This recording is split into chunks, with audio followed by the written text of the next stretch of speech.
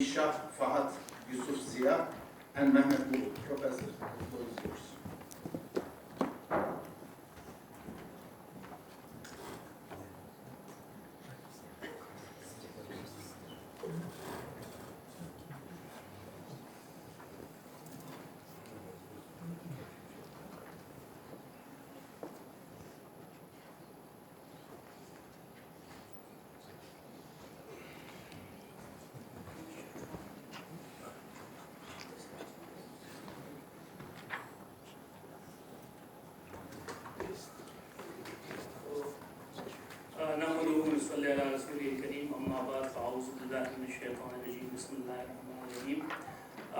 Thank you all the distinguished guests, the Honorable Rector, Istanbul Sabahattin University, and the respected professors and colleagues. Assalamu alaikum wa rahmatullahi wa barakatuh. Chair of the session, with your permission, I'll start the presentation. So, the topic is the value-based economic system and its social impacts for a new sustainable world, a Maqasid al-Sharia perspective, and a proposed second phase for Islamic banking system. FPC, from the perspective of Maqasid al-Sharia, Islamic finance has a solid foundation to truly develop a system of social justice and environmental well-being, which can further establish a sustainable value-based economic system. Islamic banks on this very value-based system can flourish and lead the Islamic bank or the banking industry overall. So financial stability is, as we know, that the goal of every financial institution, but adding to it a sustainable ecosystem, modern technological products and services, and proper utilization of the resources, it can broaden the horizon of the financial institutions. And luckily, Islamic finance has some attributes inherited in its principles in legal classical maxims. Positive attributes and the culture of the organizations are important, and they can be used or utilized while designing the core values of the organization. Attributes such as the integrity, maintaining high moral standards, fairness and justice, and transparency are important for true practices of the Islamic economics and finance. All these attributes are already existing in Islamic economic theory. The modern organization adapting these attributes and transforming can lead them to a value-based system that can be trustworthy and sustainable. So the Maqasid guidance can further strengthen this system and make it more reliable and sustainable with the concept of realism, which can better contribute to the people, to the profitability of the organization and our planet by making it a healthy place to live as per the Sustainable Development Goals of the UN. In introduction, let me see that the value-based intermediation is a function with the objective of carrying the projected result of Sharia through practical implication, yielding again with a positive and sustainable impact on the gross domestic products of the country and the environment, which can further enhance the overall profitability of the organization and leads to uplift the society socially and financially, and also achieve the shareholders' proposed financial and strategic goals. So the important thing, along with the financial profitability, social well-being or uplifting the people socially is also one of the important things, which is unfortunately missing. So the socio-economic development and uplifting of the standards of the life of the common men living in the society is a major concern.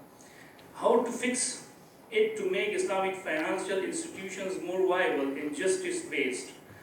Through the adaptation of the doctrine of realism, we will analyze the current Islamic banking system and suggest some changes. The problem statement, if we see practically from the Islamic banking industry, as we know that Islamic banking industry flourished well for the last 20 years. So my concern is that Islamic banks should think beyond grabbing deposits and selling cars and homes. It should come up with the value-based system contributing to all aspects of the society, whether financial or non-financial. A value-based system driven by Maqasid al-Sharia can be developed and implemented. It is an ideal time to take Islamic banking to the next level with sustainable development and clear strategy based on the value-added propositions. The future strategy should be more focused on financial as well as non-financial aspects. We should keep the people's social and economic benefits and think about the planet we are living in, besides profitability and so profitability shouldn't be the only concern or the only objective of the Islamic banks. Maqasid, as we know that Maqasid al-Sharia is basically a set of postulates derived from the Sharia by a scholar or by it's a human-driven thing. So we can add more things to it to make it more scientifically devised. It identifies and promotes the typical working of a society by achieving public benefits, but it can be enhanced more to cover all aspects, financial and non-financial. If we see protection of faith, Hifzul Deen, Hifzul Aqal, Hifzul Nasl, all these things are good. They are derived from Sharia, but we can enhance it more. Like there are so many aspects of the human life which is not covered. So for social well-being, what can we do? Like what about the marriages? What about the social issues? So we can enhance it more. It's not like a Sharia fiqh maxims. So we can enhance it more to make it more viable. If we see the SDG goals of the United Nations, so there are poverty, zero hunger, no poverty, zero hunger, etc. Let me see it from this perspective that SDGs versus Islamic finance. So we have poverty eradication and elimination is SDGs. We have zero hunger, clean energy, decent work and economic growth, industry, innovation and infrastructure, reduce inequalities, responsible consumption and production. Now in Islamic finance, what solution we have? Like poverty and hunger alleviation through Islamic microfinance, Qardul Hasan, Zakah, Awqaf, crowdfunding, tokenization, and financing with zero or with minimal profit margin, like the Ukhuwa model in Pakistan. That is working very well, and they got the one of the best award in the world now for their model. Green banking initiatives can be taken, like for clean energy.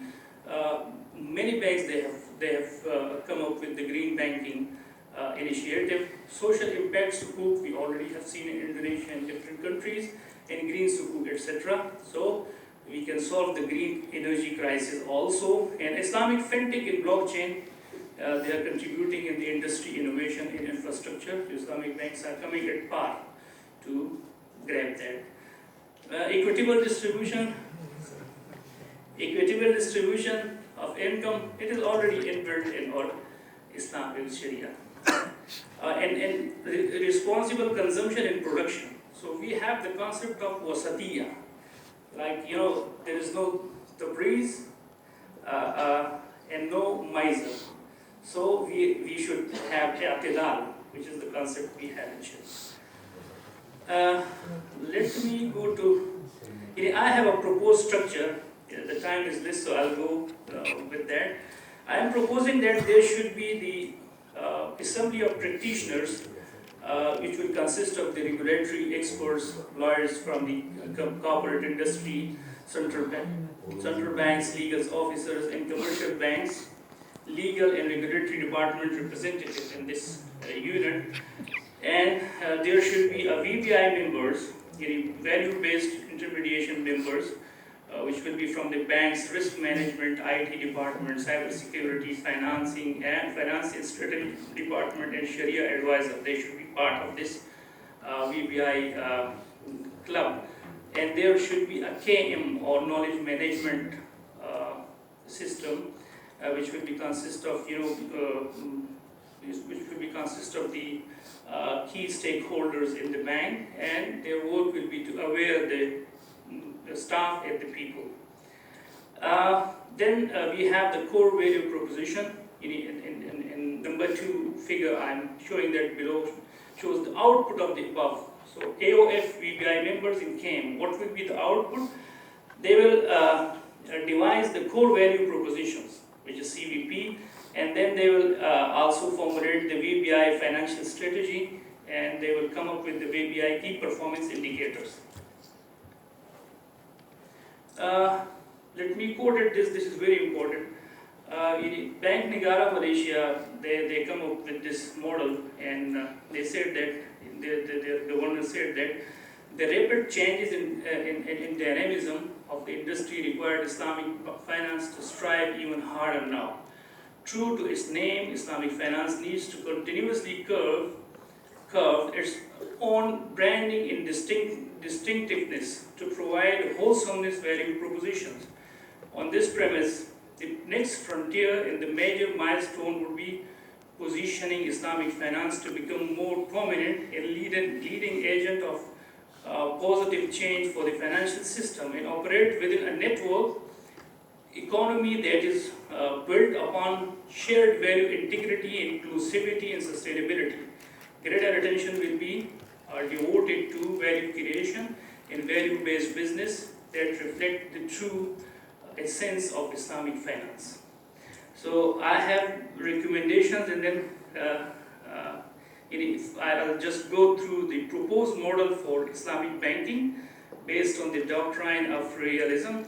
So in detail it is given in the article, but I'll just go through it one last minute. Through the doctrine of realism, which is the backbone of the second phase. So I'm considering that from 1975 till 2020, this was a phase 1. So Islamic banking established and they flourished. Now, what should be ahead? What should we do ahead from 2021 to 2040, which is I'm calling the second phase of Islamic banking based on the realism. So there should be social respect, development of the society, more care for the people. It is given in detail in the article. Separate capital market for Islamic finance instrument. Like, we need your expertise, Professor, in this. So a specialized separate capital market where there is a specific Sharia screening and model screening. Full compliance of the Islamic banks with the Sharia governance framework. We have many issues in different countries, so we should follow that 100%. Qualified people in Sharia board and Sharia advisory to prevent problematic fatwas. We have a lot of problems, If you see, just Google it, you will see a lot of issues regarding the fatwas in Islamic banking industry. Then financing with social objectives. This is what very important is, and this is really our focus on this conference also there. Islamic banks should give financing with a social justice, the social objective. The demographic segmentation of the society can help Islamic banks to finance low-income people or females with the small businesses with less profit margin. Islamic banks should not finance those projects harmful to the environment. And then deposit contracts for the society, not for the rich only. This is also one of the propositions. Islamic banking with its own benchmarking. We are using the LIBOR in London in interbank offer rates, so we should have our own benchmark. Social impact financing or green sukuk, etc. more in future. Policies and standards to support climate change initiatives. And special initiatives to support alternative energy financing, for example, solar energy, biomass energy, and energy from waste. And there are so many challenges also, so it is given in detail in the conference. Thank you very much. Any questions? Do we have any question?